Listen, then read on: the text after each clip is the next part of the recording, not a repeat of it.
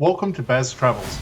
After driving 14,826 kilometers through 24 states and Washington, D.C., I've seen rocket launches to the Grand Canyon and Hoover Dam. I've explored Route 66, ghost towns, deserts, snow, and beaches on both coasts. From Vegas casinos to Alcatraz, the White House to Hollywood. Join me for a journey of the ordinary and the extraordinary. Loading destination. Simulation starting in 3, 2, 1.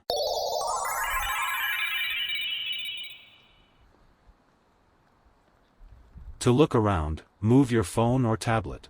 Click and drag if on a computer or move your head if using a VR headset. Please like and subscribe. Welcome to episode 51.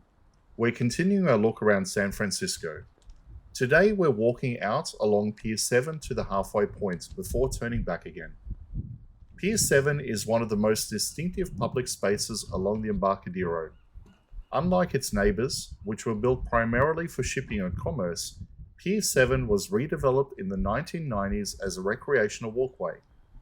Its design reflects the historic piers of the early 20th century, but it's dedicated to pedestrians, giving residents and visitors the chance to step out into the bay itself.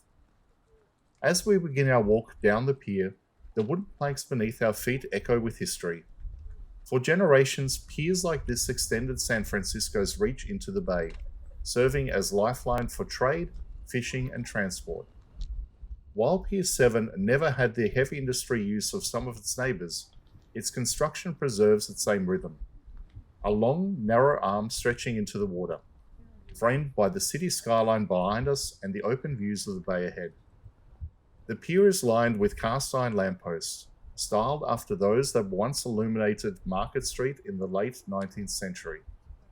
Their warm glow at night makes this one of the most photographed spots in the city, with Coit's Tower rising above Telegraph Hill to the north and the Trans-American Pyramid perfectly framed to the west. The benches along the railings invite you to sit and take in the panorama, the Bay Bridge to one side, Alcatraz Island faintly visible to the other.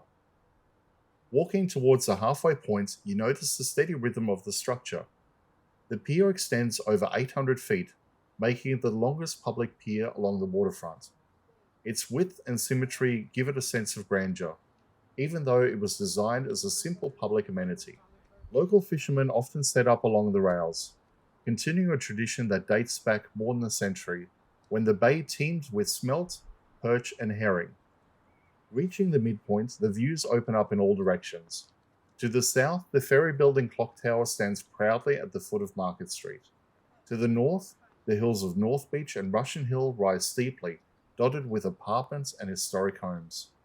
Looking east across the bay, Treasure Island and the towers of Oakland glimmer in the distance.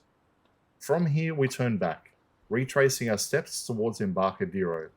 The perspective shifts as the city skyline comes into view again, a reminder of San Francisco's constant balance between nature and the built environment.